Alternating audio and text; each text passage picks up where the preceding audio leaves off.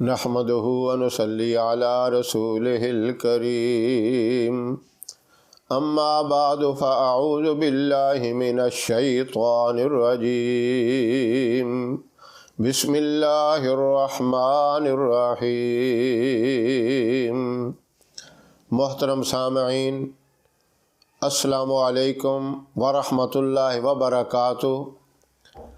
آج میں آپ سے ایسی ایک بات شیئر کرنا چاہتا ہوں جس کے بارے میں ہمیں ہزاروں کمنٹس آئے ہیں اور انفرادی طور پر کئی لوگوں کو جواب بھی دیا ہے، اور اس سے پہلے ایک ویڈیو بھی اس سلسلے میں بنائی ہے، لیکن اتنے کمنٹس آنے کے بعد ہم نے یہی فیصلہ کیا ہے کہ ایک ایک کو جواب دینے کی بجائے تفصیل سے اس بات کا ذکر کر دیا جائے، تفصیل سے بات سمجھا دی جائے اور مستقل طور پر اس کی ایک ویڈیو بنا دی جائے۔ کمنٹس جو ہمیں آئے ہیں نماز تہجد کے بارے میں ہیں۔ اب نماز تہجد کے بارے میں کیا سوال کیے جاتے ہیں؟ وہ یہ ہے کہ اس کی نیت کیا ہے، اس کا طریقہ کار کیا ہے، اس کی رکعتیں کتنی ہیں، اس میں سورتیں کتنی پڑھی جاتی ہیں، کون کون سی پڑھی جاتی ہیں، اور تہجد کا وقت کب شروع ہوتا ہے۔ اس طرح کے سوالات آئے ہیں۔ اب سب سے پہلے میں آپ کو نماز تہجد کی فضیلت بتاتا ہوں۔ اس سے پہلے کہ میں وظیفہ شروع کروں، آپ کو ہمارے نئے چینل کا لنک ڈسکرپشن میں مل جائے گا، اس لنک پر کلک کیجئے اور ہمارے نئے چینل کو سبسکرائب کریں، ساتھ والے بیل آئیکن بٹن کو دبا لیں تاکہ اس چینل کی بھی ہر نئی اپڈیٹ آپ کو ملتی رہے۔ اس نماز کی سب سے بڑی فضیلت یہ ہے کہ آپ صلی اللہ علیہ وسلم نے فرمایا نفلی نمازوں میں سب سے افضل ترین نماز نماز تہجد ہے۔ اب اس سے بڑھ کر اور کوئی فضیلت نہیں ہو سکتی جسے آپ صلی اللہ علیہ وسلم کہہ دیں اپنی زبان مبارک سے یہ افضل ترین نماز ہے۔ اب آپ صلی اللہ علیہ وسلم نے اس کا اہتمام کس طرح کیا؟ ساری زندگی پڑھی، صرف ایک دن آپ نے جان بوجھ کر چھوڑ دی۔ وہ بھی کیوں؟ امت کے ڈر سے کہیں امت کے اوپر یہ فرض نہ ہو جائے۔ جس طرح 5 نمازیں فرض ہیں، آپ خود اندازہ لگا لیں کہ ہم 5 نمازیں کہاں تک پڑھتے ہیں۔ جب میں بھی کسی سے پوچھتا ہوں، کوئی کہتے ہیں 4 پڑھتے ہیں، ایک نہیں پڑھی جاتی، کوئی کہتے ہیں کبھی کبھی ہم سے کوئی رہ جاتی ہیں، کوئی کچھ جواب دیتے ہیں، کوئی کچھ جواب دیتے ہیں۔ بہت کم ملتے ہیں جو یہ کہیں الحمدللہ ہم 5 نماز پابندی سے پڑھتے ہیں۔ ایسے بھی بہت سے لوگ ہیں، ہزاروں لاکھوں ہیں، لیکن اکثر جواب یہی ہوتے ہیں صبح کی نہیں پڑھی جاتی، یا عشاء کی نہیں پڑھی جاتی، یا ظہر کی کام کاج میں مشغول ہوتے رہ جاتی ہے۔ یہ حالت ہے۔ اگر تہجد کی بھی فرض ہو جاتی تو پھر کتنی دقت ہوتی۔ تو آپ صلی اللہ علیہ وسلم نے امت کا خیال رکھتے ہوئے، امت کی فکر کرتے ہوئے ایک مرتبہ زندگی میں چھوڑی ہے۔ اب آپ صلی اللہ علیہ وسلم کی یہ نماز تہجد کی کیسے تھی؟ پابندی کے ساتھ تھی۔ آپ صلی اللہ علیہ وسلم اس نماز کی 12 رکعتیں پڑھتے تھے، 8 رکعتیں بھی پڑھتے تھے۔ اکثر 8 ہی ہوتی تھی اور کبھی کبھی 12 بھی پڑھ لیتے تھے۔ اب 12 سے زیادہ تہجد کی رکعتیں نہیں ہیں۔ کئی لوگوں نے یہ بھی سوال کیا اگر ہم 12 سے زیادہ پڑھ لیں، ٹھیک ہے، نفلی نماز آپ جتنی مرضی پڑھ لیں، 100 پڑھ لیں روز کی، لیکن تہجد کی نیت سے آپ زیادہ سے زیادہ 12 رکعتیں ہی پڑھ سکتے ہیں۔ اور اگر آپ یہ چاہیں کہ حضور اکرم صلی اللہ علیہ وسلم کا مبارک طریقہ ہم بھی اختیار کریں تو پھر یہ ہے کبھی 12 پڑھ لیا کریں، کبھی 8 پڑھ لیا کریں۔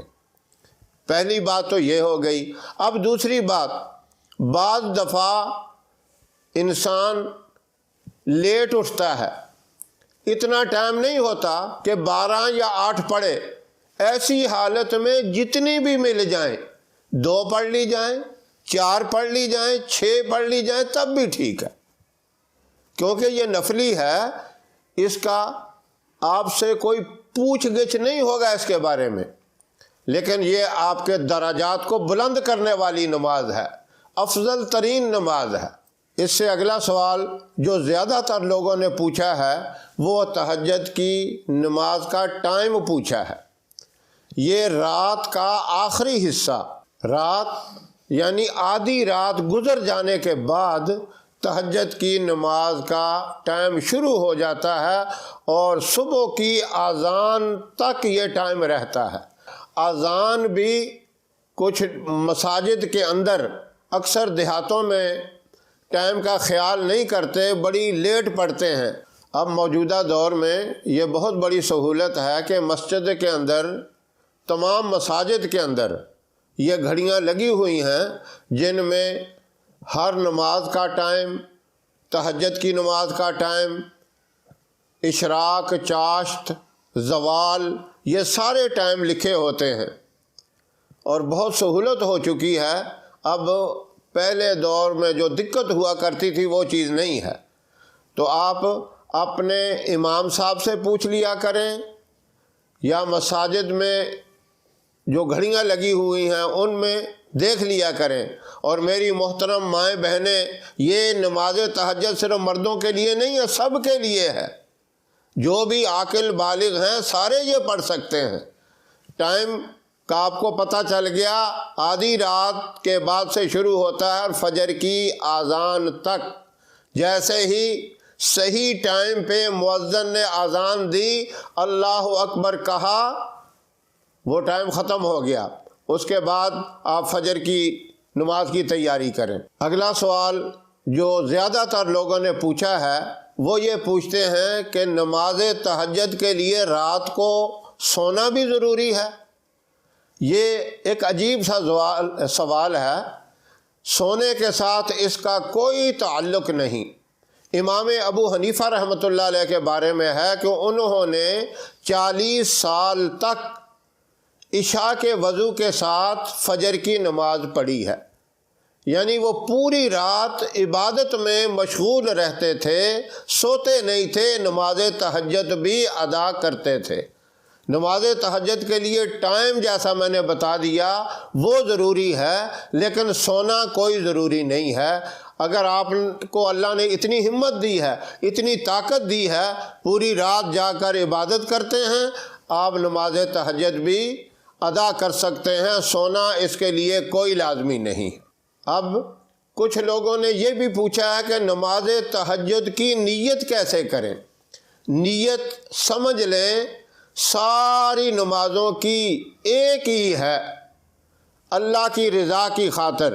میں نیت کرتا ہوں یا میں نیت کرتی ہوں 4 رکعت نماز فرض کی، جس طرح یہ کہتے ہیں اس جگہ پہ آپ نے یہ کہہ دینا ہے کہ میں نیت کرتا ہوں یا کرتی ہوں 2 رکعت نماز تہجد کی، بس نام لینا ہے تہجد کا، 2 کر کے آپ نے پڑھنی ہے، وہ 8 پڑھیں یا 12 پڑھیں، اکٹھی 4 کی نیت نہیں کرنی، 2 کر کے آپ نے پڑھنی ہے، اس کی فضیلت زیادہ ہے۔ تو نیت ساری نمازوں کی ایک ہے، صرف نام لینا پڑتا ہے۔ نفل پڑھ رہے ہیں تو نفل کا نام لیں، تہجد پڑھ رہے ہیں تو تہجد کا نام لیں، اشراق پڑھ رہے ہیں تو اشراق کا نام لیں، چاشت پڑھ رہے ہیں تو چاشت کا نام لیں، جو نماز آپ پڑھ رہے ہوں اس نماز کا نام لیں۔ باقی ایک ہی نیت ہے کہ اللہ کی رضا کی خاطر پڑھ رہا ہوں، منہ میرا خانہ کعبہ کی طرف، قبلے کا تعین،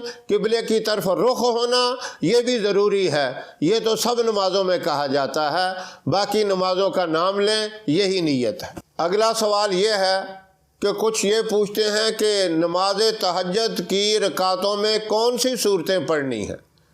کوئی صورت مخصوص نہیں ہے، پورے قرآن پاک میں سے جہاں سے آپ کا جی چاہے پڑھ سکتے ہیں۔ اگر سارے حافظ قرآن تو نہیں ہوتے، اکثر لوگوں کو آخری 10 صورتیں تو یاد ہی ہوتی ہیں، ان میں سے کوئی پڑھ لیں۔ اگر وہ بھی نہیں یاد، سورہ فلق، سورہ ناس اور سورہ اخلاص، یہ تو آسان صورتیں ہیں، ان میں سے کوئی بھی آپ پڑھ سکتے ہیں۔ ترتیب سے پڑھیں، اتنا خیال کریں کہ الٹ نہ پڑھیں۔ پہلی رکعت میں قل اعوذ برب الناس یہ نہیں پڑھنی اور بعد میں آپ قل اعوذ برب الفلق پڑھ لیں، یہ الٹ ہو جاتا ہے۔ ترتیب سے پڑھیں، پہلے سورہ فلق پڑھیں، دوسرے میں سورہ ناس پڑھیں۔ اگر 10 صورتوں میں پڑھتے ہیں، پہلی رکعت میں سورہ فیل، الم تری کیف فعل ربک باصحاب الفیل، اور دوسری رکعت میں سورہ قریش، لإیلاف قریش، یعنی اس ترتیب سے پڑھیں، الٹ نہ پڑھیں۔ اور اگر کوئی ایسا آدمی ہے جس کو کوئی سورت یاد نہیں، صرف قل ہو واللہ احد ہی پڑھنا جانتا ہے، یہ پوری صورت اگر آتی ہے تو ساری رکعتوں میں یہی صورت پڑھ سکتا ہے، لیکن اسے بھی چاہیے کوشش کرے چند ایک صورتیں یاد کر لے تاکہ نمازوں میں پڑھی جا سکے۔ اور کچھ لوگوں نے یہ بھی سوال کیا ہے کہ سورہ اخلاص یعنی قل ہو اللہ احد اگر ہم پہلی رکعت میں 3 مرتبہ پڑھتے ہیں تو دوسری میں 2 دفعہ پڑھیں یا 1 دفعہ؟ اگر کوئی ایسا کرتا ہے تب بھی درست ہے، اس میں بھی کوئی حرج نہیں ہے، اور اگر ایسا نہیں کرتا، ہر رکعت میں ایک ہی دفعہ پڑھتا ہے تب بھی ٹھیک ہے، دونوں صورتیں ٹھیک ہیں، اس میں کوئی حرج نہیں ہے۔ اب میں امید کرتا ہوں کہ نماز تہجد کے بارے میں تفصیل سے آپ کو سمجھ آ گئی ہوگی۔ جو سوالات ہم سے پوچھے گئے تھے ان کا میں نے جواب دے دیا ہے۔ اب یہ دیکھنا ہے کہ یہ وقت جو ہے، اس وقت ہم وظیفہ کیا کریں۔ یہ بذات خود نماز تہجد کی نماز ایک بہت بڑا وظیفہ ہے۔ آپ صلی اللہ علیہ وسلم نے فرمایا، اس وقت اللہ اپنے عرش سے یہ آوازیں دیتے ہیں، ہے کوئی پریشان حال جو آج مجھ سے اپنی پریشانی کو ختم کرنے کے لیے دعا مانگے، میں اس کی پریشانی کو دور کر دوں۔ ہے کوئی مجھ سے رزق حلال مانگنے والا، ہے کوئی مجھ سے اولاد مانگنے والا، ہے مجھ سے آخرت کی کامیابیوں کو طلب کرنے والا، ہے کوئی مجھ سے جنت طلب کرنے والا، آج مجھ سے سوال کرے میں اسے دے دوں۔ تو یہ بہت بڑا وظیفہ ہے۔ آپ نے نماز تہجد ادا کر لی، اب ہاتھ اٹھا کر اللہ کی بارگاہ میں آپ جو بھی مانگیں گے، جائز قسم کی جو بھی دعا مانگیں، اپنے لیے، اولاد کے لیے، کاروبار کے لیے، اللہ رب العزت اس وقت آپ کی دعا کو قبول فرمائیں گے۔ یہ بذات خود ایک بہت بڑا وظیفہ ہے۔ اس وقت دعاؤں کا اہتمام کریں۔ اللہ پاک آپ کا حامی و ناصر رہے۔ یہ ہماری ویڈیو آپ کو پسند آئے، اسے لائک کریں، شیئر کریں، ہمارے چینل کو سبسکرائب ضرور کریں اور ساتھ والے بیل آئیکن بٹن کو دبائیں تاکہ ہماری ہر آنے والی نئی ویڈیوز کی اپڈیٹ آپ تک آسانی سے پہنچ سکے۔ اللہ آپ کا حامی و ناصر رہے۔ انشاءاللہ پھر کسی نئے وظیفے کے ساتھ آپ کی خدمت میں حاضر ہوں گے۔ تب تک کے لیے اجازت دیں۔ السلام علیکم ورحمۃ اللہ وبرکاتہ۔